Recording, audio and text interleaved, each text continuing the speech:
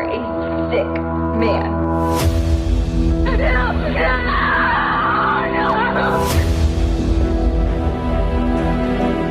Hi, sweetie. Hey, Dad. Mom wants to know if you're coming home tonight. Oh no, honey.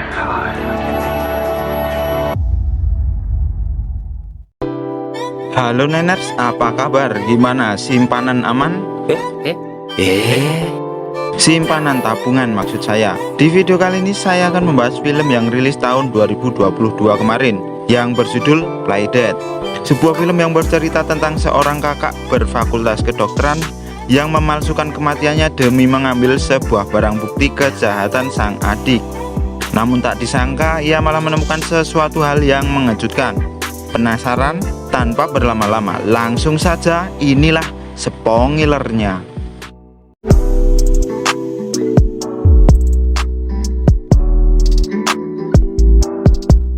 Pada awal film diperlihatkan seorang mahasiswa kedokteran bernama Chloe yang tinggal sendiri di rumah almarhum orang tuanya.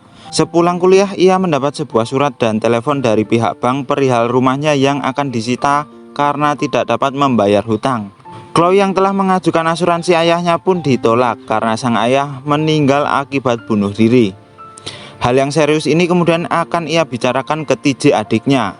Tapi sayang, telepon tersebut diabaikan. Ke sisi TJ, diketahui TJ saat ini sedang mencoba melakukan aksi perampokan bersama temannya yaitu Rose. Bermodalkan pistol mainan, mereka pun beraksi.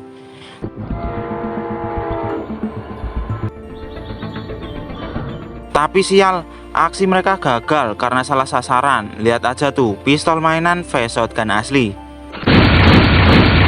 Apa daya, Rose yang terluka lalu menyuruh TJ kabur meninggalkan dirinya. Another one bites the dust. Get a plate on a wheel, man. No plate, Sheriff. Description. Get the coroner and his meat wagon here ASAP. Singkatnya, sheriff pun sampai di TKP dan kemudian membawa mayat Rose. TJ yang sampai di rumah kemudian menceritakan semua yang terjadi pada kakaknya. Chloe sangat marah saat mendengar bahwa adiknya merampok dengan Rose. Hal ini ia lakukan karena ingin membantu meringankan biaya kuliah kakaknya. Kedokteran nih bos, senggol dong. Canda. Apalagi ditambah rumah yang akan disita. Lalu sedihnya lagi TJ mengatakan bahwa Rose tewas tertembak kepada Chloe. Diketahui ternyata Rose adalah mantan pacar Chloe. Chloe atau Chloe ya guys. Next. Tidak mau adiknya dipenjara, Chloe kemudian menginterogasi TJ tentang barang bukti apa saja yang ia gunakan dalam perampokan. Mulai dari saksi mata, sarung tangan, dan juga mobil. Dirasa aman, TJ lalu mengingat satu hal yang terlupakan, yaitu handphone Rose yang di dalamnya berisi bukti-bukti percakapan aksi perampokan mereka. Mereka kemudian berniat mengambil handphone itu. Menurut informasi yang didapat, setiap korban akan terlebih dulu diproses melalui ruang otopsi, yang artinya setiap pakaian atau barang milik sang korban akan dimasukkan ke dalam sebuah kantong di ruang barang bukti, lalu diambil sheriff keesokan harinya. Dan diketahui penjaga ruang otopsi itu hanya ada satu orang. Hello? I'm a friend of the girl who was in the car accident tonight.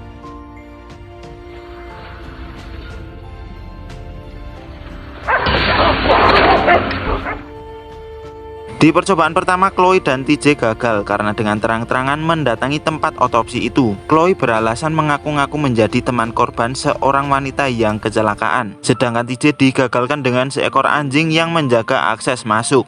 Bahkan CCTV pun tersebar di setiap sudut. Mereka kembali berunding hingga mendapatkan sebuah ide bagaimana cara mereka masuk ke sana. Langkah pertama yang mereka lakukan adalah mencari obat bius berdosis tinggi kepada seorang dokter langganan TJ. Ya, ternyata TJ mengidap penyakit hyperaktif dan selama ini TJ mengonsumsi obat yang bernama Adderall. Now it's time to die. Langkah kedua, Chloe akan menyuntikkan bius itu ke dalam tubuh untuk melemahkan jantungnya. Dan setelah 30 menit, TJ diminta memanggilkan sebuah ambulan karena dalam jangka waktu tersebut suhu tubuh Chloe akan sangat dingin menyerupai mayat.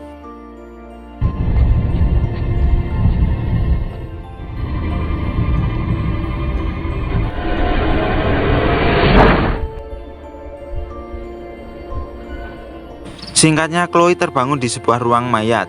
Chloe yang akan keluar kemudian dikejutkan dengan langkah kaki seorang penjaga di sana. Kita sebut dia si koroner, seseorang yang ahli dalam otopsi mayat.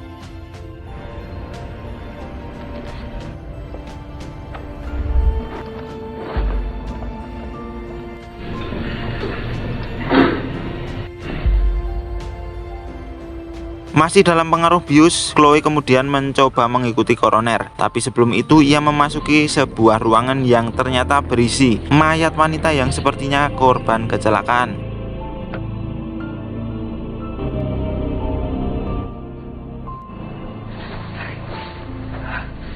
Chloe kemudian menemukan ruangan tempat barang bukti.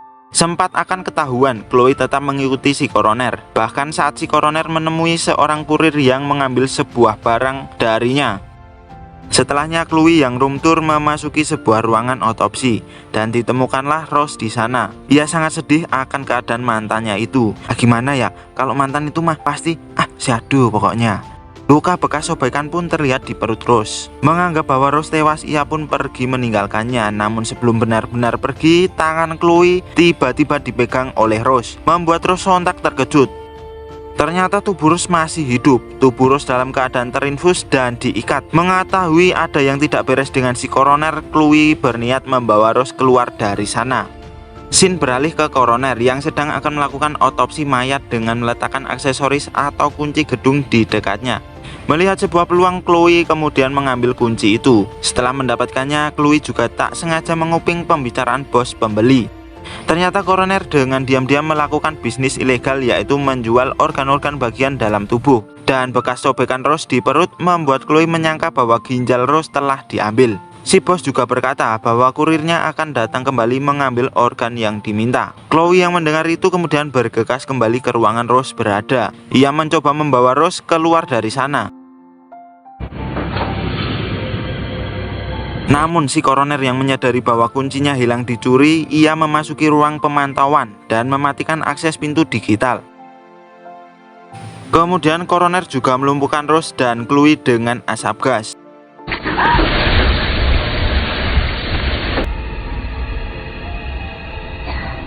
Chloe yang siuman kemudian melihat Rose dalam keadaan terbius tak sadarkan diri, sedangkan Chloe sendiri diikat di ranjang.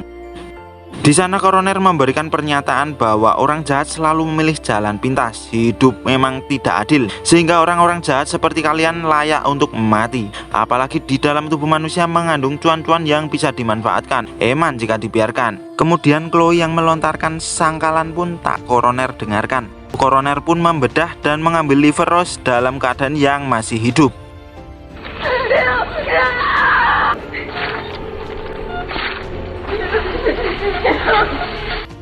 Melihat Rose yang mati di hadapannya membuat Chloe pun sangat panik, karena berarti Chloe adalah target selanjutnya. Singkatnya, Chloe yang ditinggal oleh psikopat sendirian kemudian berusaha melepaskan diri dengan menggunakan mesin pemotong yang ada di sebelahnya. Koroner yang mendengar suara berisik lalu kembali ke ruangan Rose.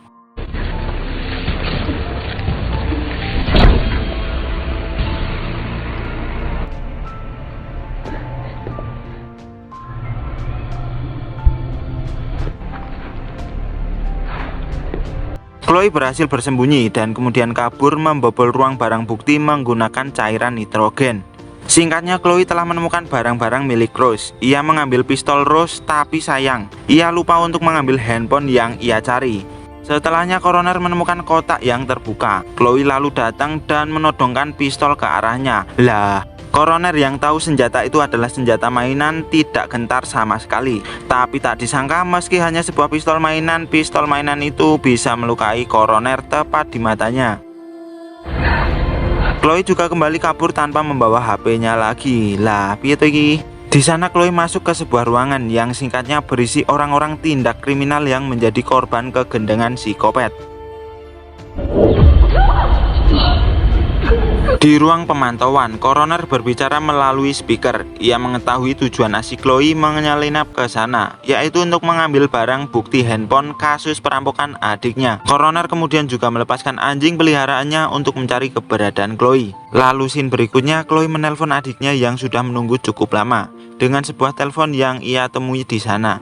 Mendengar kondisi kakaknya si Chloe, TJ kemudian melaporkannya ke sheriff. Chloe yang terjebak dengan sang anjing kemudian menggunakan organ hati milik Rose untuk dijadikan umpan dan mengurung si anjing. Kemudian Chloe bergegas menemukan sang adik yang sedang bersama sheriff. Tapi apesnya, TJ? sheriff ini adalah bagian dari koroner. Melihat kawannya datang dengan menggunakan speaker, koroner meminta untuk menangkap mereka berdua hidup-hidup dengan niat mengambil organnya agar menjadi cuan. Mereka kemudian dikejar oleh sang sheriff. Di sisi lain, koroner terkejut melihat box pesanan si bos terbuka. Setelahnya si anjing itu kembali mengejar Chloe dan TJ hingga mereka menemukan sebuah basement untuk berlindung. Sayangnya sang sheriff malah menguncinya dari luar, berniat akan mengasapi mereka dengan gas bius. Di luar, sang kurir telah sampai di sana. Hal itu juga yang sheriff hindari selama ini karena samarannya selama ini akan terbongkar. Singkatnya, kurir pun marah saat tahu bahwa paket untuk bos telah dimakan anjing. Namun ia pun terkecoh dengan mobil sheriff yang parkir di sana. Kurir ini berasumsi bahwa koroner dan sheriff bekerja sama untuk mendapatkan organ-organ fresh dari sang korban, meski bahkan mereka belum mati. Samaran sheriff yang ketahuan membuatnya kemudian mencoba menghabisi sang kurir dengan shotgun. Di tempat lain, Chloe dan TJ menemukan jalan keluar melalui sebuah lubang penghubung antara basement dengan salah satu ruangan di sana. Setelahnya mereka mengintip percakapan sang sheriff dengan koroner yang kebingungan mengganti organ liver pesanan si bos. Sempat akan menggunakan liver sang kurir namun tidak jadi karena livernya telah rusak akibat tembakan dari sheriff. Pada akhirnya mau tidak mau mereka pun harus mengeksekusi Chloe dan TJ untuk mendapatkan barang ganti. Chloe dan TJ melihat kurir masih hidup kemudian menolongnya. Namun gerak-gerik mereka diketahui oleh si koroner. Di dalam sebuah ruangan, sang kurir melakukan penawaran. Jika Chloe dan TJ bisa mengeluarkan dirinya dari sana, mereka akan mendapat imbalan. Setelahnya tiba-tiba asap gas pun kembali muncul. Lalu Chloe meminta TJ agar terlebih dahulu pergi membawa sang kurir, sedangkan dirinya akan mencoba melawan koroner sendirian. Tapi konyolnya, TJ pun malah sok aksi mengakibatkan dirinya tertangkap oleh si koroner. Belum selesai dengan itu, sang sheriff muncul kembali membantu sohibnya si Kopet. Tapi karena arahan sang sutradara, sheriff pun bisa dilumpuhkan oleh Chloe.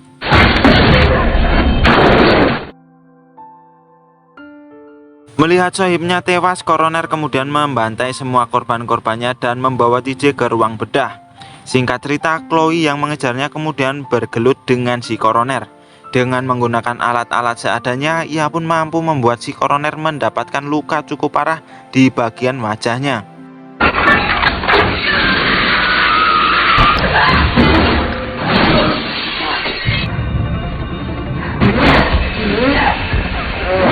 Chloe yang sempat kewalahan kemudian dibantu oleh sang kurir, dan akhirnya si Kopet bedah ini pun tewas.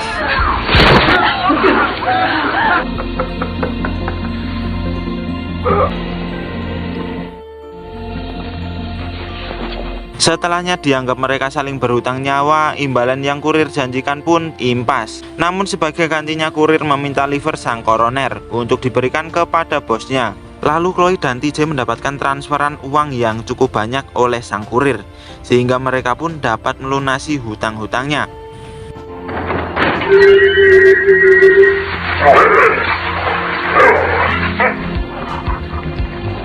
Dan film pun berakhir.